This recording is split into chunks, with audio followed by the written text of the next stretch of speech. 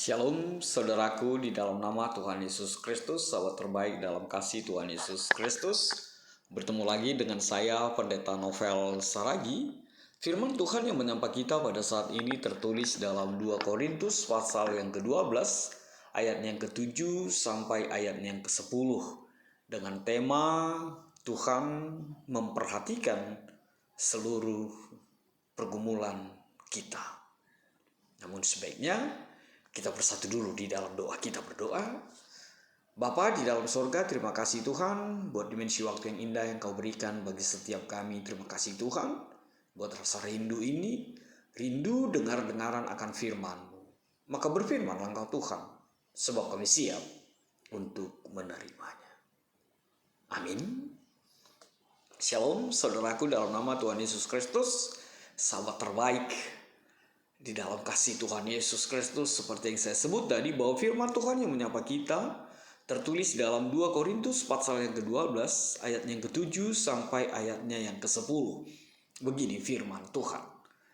Dan supaya aku jangan meninggikan diri karena pernyataan-pernyataan yang luar biasa itu, maka aku diberi suatu duri dalam dagingku, yaitu seorang utusan iblis untuk menggocoh aku, supaya aku jangan meninggikan diri. Tentang hal itu aku sudah 3 kali berseru kepada Tuhan, supaya utusan iblis itu mundur daripada aku. Tetapi jawab Tuhan kepada aku, cukuplah kasih karuniaku bagimu, sebab justru dalam kelemahanlah kuasaku menjadi sempurna.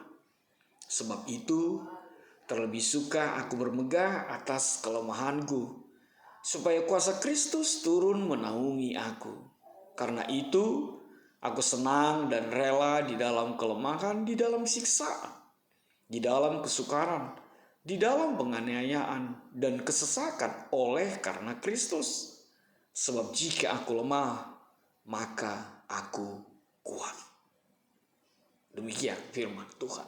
Saudara yang diberkati dalam nama Tuhan Yesus Kristus, pasti yang terlintas dalam pikiran kita, dalam benak kita, dalam hati kita, kekaguman dan sesuatu yang begitu luar biasa untuk seorang pribadi Paulus. Lihatlah ketika firman Tuhan ini ditutup dengan mengatakan, sebab jika aku lemah, maka aku kuat. Luar biasa sekali. Iman yang begitu luar biasa sekali. Tapi sebelum kita sampai ke sana, saudaraku di dalam nama Tuhan Yesus Kristus, memang seorang hamba Tuhan sering juga berada di dalam situasi atau terjebak kepada sebuah kesombongan, kepada sebuah keangkuhan di dalam kehidupan ini. Dan akhir-akhir ini kita sering dipertontonkan dengan hamba Tuhan yang mengaku hamba Tuhan, dengan segala kemegahan, dengan segala kemewahan, dipamerkan, show off di media sosial. Dan itu tidak bisa terpungkiri bahwa saya juga bisa jatuh dan mungkin pernah berada di dalam situasi itu, membuat kesombongan itu menjadi sesuatu yang merajai di dalam kehidupan seorang hamba Tuhan. Mungkin di satu sisi dia memiliki harta lebih, lalu itu menjadi keangkuhan. Mungkin di sisi yang lain dia diberkati Tuhan dengan karunia untuk menyembuhkan, untuk memberikan kesehatan. Akhirnya terjebak dalam keangkuhan itu.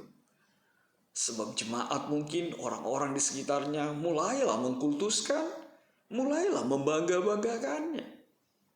Dan memang kemanusiaan itu akhirnya timbul.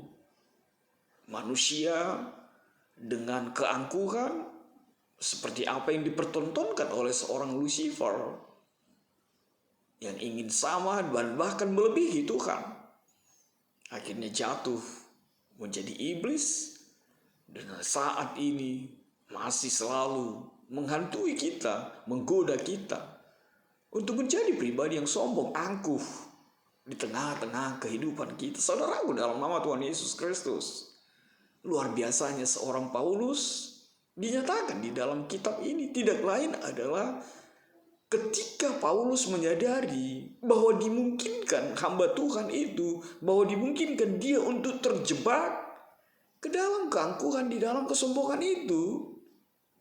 Kesadaran itu memampukannya untuk mengatakan, dan supaya aku jangan meninggikan diri.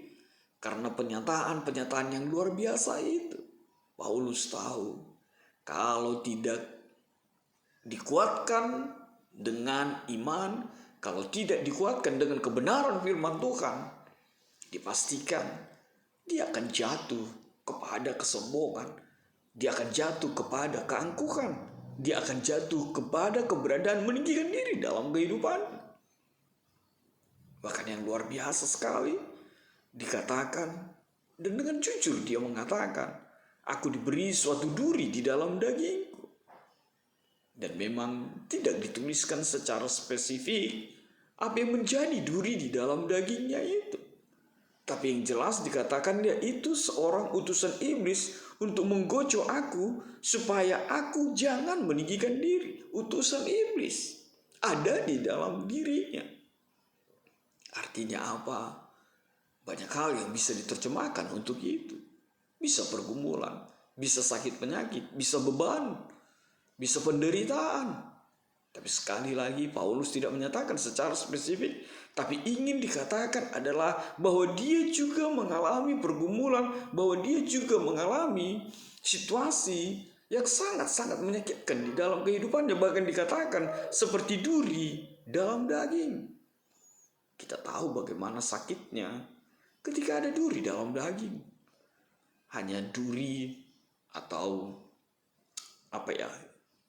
duri semak ada di kaki kita atau masuk ke kuku kita, itu sakitnya luar biasa. Itu pasti membuat kita tidak nyaman. Itu membuat kita tidak tenang dalam kehidupan kita. Dan itu bisa menjadi sebuah keterwakilan apa yang dialami oleh Paulus, membuat dia tidak nyaman, membuat dia gelisah, membuat dia tidak tenang. Tapi lagi-lagi Paulus begitu luar biasa memaparkan kepada kita. Dia bukan mengatakan dia mampu. Dia bukan mengatakan dia bisa enjoy, nyaman dengan situasi itu. Tapi dia bahkan dengan kemanusiaannya mengatakan, sudah 3 kali aku berseru kepada Tuhan. Tapi jawab Tuhan, ini menjadi kekuatan yang begitu luar biasa. Tapi Tuhan menjawab, cukuplah kasih karuniaku bagimu, sebab justru dalam kelemahanlah kuasaku menjadi sempurna. Saudaraku dalam nama Tuhan Yesus Kristus, lihatlah jawaban Tuhan dan menjadi kekuatan bagi setiap kita pada saat ini. Bahwa ternyata jawaban Tuhan begitu luar biasa sekali dengan mengatakan, cukuplah kasih karuniaku bagimu. Saudaraku dalam nama Tuhan Yesus Kristus, Tuhan menyembuhkannya? Enggak. Dan yang lebih terparah lagi, ketika kita membaca di dalam Kisah Para Rasul 19 ayat 12, bahkan sapu tangan seorang Paulus bisa menyembuhkan orang sakit. Tapi lihatlah, justru dia merasakan ada duri dalam dagingnya, tapi dia tidak disembuhkan. Tapi dia tidak diberkati dengan kesehatan dalam kehidupannya. Luar biasa sekali. Dan semakin luar biasa ketika Tuhan menjawabnya bukan dengan kesembuhan, tapi Tuhan menjawabnya, cukuplah kasih karuniaku bagimu. Saudaraku dalam nama Tuhan Yesus Kristus, bukankah itu segala-galanya di dalam kehidupan kita? Ketika kita mengamini kasih karunia Tuhan itu jauh melampaui apapun di dalam kehidupan kita. Bahkan sakit, penyakit, bahkan pergumulan, kasih karunia Tuhan itu menjadi hal yang lebih dan lebih di dalam kehidupan kita. Dan kita melihat bahwa ternyata Tuhan mau mengajarkan Paulus bukan kesembuhan yang terutama. Tapi yang terutama adalah mengalami kasih karunia Tuhan di dalam perjalanan kehidupan kita. Mengimani kasih karunia Tuhan menjadi kuat setiap kita menjalani hari-hari kehidupan kita. Sebab banyak orang yang sembuh, sebab banyak orang yang sehat, tapi tidak menyukakan hati Tuhan. Tapi justru memakai kesehatan itu mempertontonkan perlawanan kepada Tuhan dengan melakukan ketidakbenaran di hadapan Tuhan. Lihatlah, kalau sampai yang dikatakan agung di muka bumi ini justru ternyata menjadi pelaku dari korupsi itu. Justru yang dikatakan agung di tengah-tengah dunia ini akhirnya menjadi terpidana, menjadi terdakwa. Sehat banget. Tapi kesehatan itu tidak dibuat untuk menyukakan hati Tuhan. Lalu saudaraku, di dalam nama Tuhan Yesus Kristus, kita melihat berulang kali disebut Paulus mengatakan agar beban itu diangkat dari dirinya. Tapi di sini kita melihat, kita diajar untuk melihat situasi itu lebih dalam lagi. Dengan mata iman kita, bahwa Paulus lebih lagi melalui Tuhan ingin mengatakan kita harus tunduk kepada otoritas Tuhan dalam kehidupan kita. Sebab apa dikatakan? Karena dengan situasi itulah semakin nyata bahwa Tuhanlah yang berotoritas di dalam kehidupan kita. Semakin besar kelemahan dan pencobaan yang kita alami karena Kristus, karena pikul salib, maka semakin besar, maka semakin nyatalah kasih karunia Allah terjadi di dalam kehidupan kita. Sebab itu Paulus justru mengatakan, di dalam kelemahan, di dalam kesusahanku, maka aku semakin dikuatkan.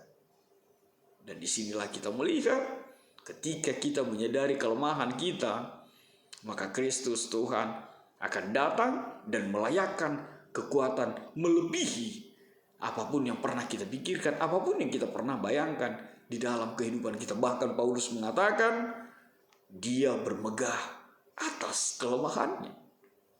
Saudaraku, mungkin kita bertanya, apa alasan dia bermegah? Apa alasan dia bersuka cita? Padahal dia merasakan duri dalam daging itu. Ternyata kalimat selanjutnya menjadi kuatnya.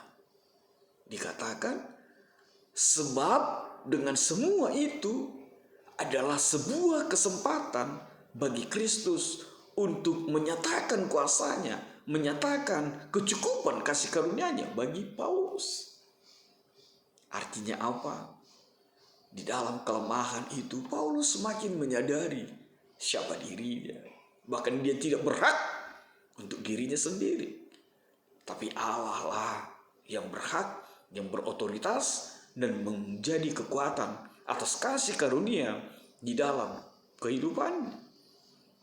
Maka melalui semua itu Paulus mampu mengatakan sekali lagi, jika aku lemah maka aku kuat.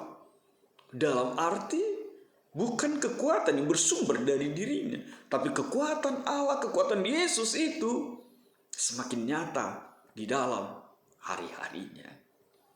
Saudaraku, di dalam nama Tuhan Yesus Kristus, maka kita diajarkan apapun yang terjadi dalam hidup kita, baik yang menyenangkan ataupun yang tidak menyenangkan, percayalah Allah turut bekerja mendatangkan kebaikan bagimu, bagi setiap kita.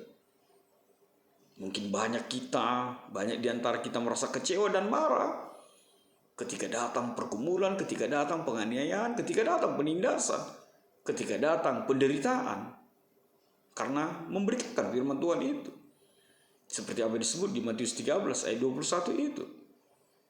Tapi ingatlah bahwa penindasan dan ujian itu pun dipakai Tuhan untuk kebaikanmu, untuk kebaikan kita. Firman Tuhan mengatakan di Roma 5 ayat 3, dan bukan hanya itu saja, kita malah bermegah juga dalam kesengsaraan kita, karena kita tahu bahwa kesengsaraan itu menimbulkan ketekunan. Lalu di dalam 2 Korintus 4 ayat 17, Firman Tuhan mengatakan, sebab penderitaan ringan yang sekarang ini mengerjakan bagi kami kemuliaan kekal yang melebihi segala-galanya, jauh lebih besar daripada penderitaan kami. Lalu yang ketiga saya mau sebutkan Yakobus 1 ayat 2 sampai ayat yang keempat. Firman Tuhan mengatakan, saudara-saudaraku, anggaplah sebagai suatu kebahagiaan apabila kamu jatuh ke dalam berbagai-bagai pencobaan, sebab kamu tahu bahwa ujian terhadap imanmu itu menghasilkan ketekunan. Dan biarkanlah ketekunan itu memperoleh buah yang matang, supaya kamu menjadi sempurna dan utuh dan tak kekurangan suatu apapun. Saudaraku, yang terakhir kita melihat jelaslah bahwa memang istilah yang mengatakan nobody's perfect, itu kita lihat nyata. Paulus tidak juga sempurna. Dia juga punya kelemahan. Dia juga punya pergumulan. Oleh sebab itu, jangan lihat pergumulan itu, jangan lihat penderitaan itu, tapi lihatlah kasih karunia Tuhan yang bekerja atas. Maka saudaraku, di dalam nama Tuhan Yesus Kristus, apa refleksi yang bisa kita ambil? Saya mau katakan ada 4 hal. Yang pertama, percayalah Tuhan selalu punya cara dan rencana indah dalam hidup kita. Bahkan ketika sakit dan pergumulan hebat menerpa setiap kita. Yang kedua, hiduplah dalam kasih karunia Tuhan, sebab kasih karunia-Nya cukup dan melimpah atas kita. Ketiga, percayalah Tuhan tahu dan memperhatikan setiap pergumulan kita, sama seperti tema kita. Bahkan Tuhan selalu memberi kekuatan untukmu menghadapi dan menjalaninya bersama dengan tangan Tuhan yang kokoh, kuat, dan penuh dengan kemenangan itu. Yang keempat, berserahlah kepada Tuhan. Jangan sombong, jangan angkuh, jangan congkak, sebab itu menjijikkan bagi Tuhan. Amin. Kita bersatu dalam doa. Bapa di dalam surga, terima kasih Tuhan buat kebenaran firman-Mu. Biarlah setiap kami Tuhan mampu meredakan hati kami dan menjadi pribadi yang selalu dikendalikan oleh otoritas Tuhan dalam hidup kami. Tuhan Yesus, enyahkanlah virus-virus ini. Amin.